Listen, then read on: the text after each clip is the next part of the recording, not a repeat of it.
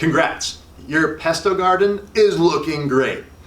So what we're going to tell you to do now is how to harvest your basil so that it keeps on growing. If you've ever bought a basil plant from the grocery store before and you put it in your windowsill and it's doing great and you keep picking leaves off of it and you wonder, why is it just getting taller and taller and taller before it tips over and dies?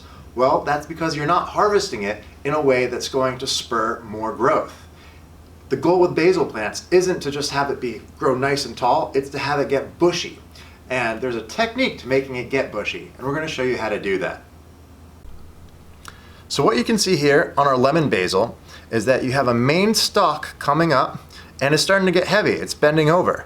And that's because it has put all of its growth upwards and not outwards. So what you can see is on your main stalk, there comes to this node, this point where you have plants coming out to the side and your main stalk continuing up. So instead of just taking your fingers and ripping off a leaf every time that you want some basil, all that you're going to do now is to actually, using a pair of scissors, cut the main stem.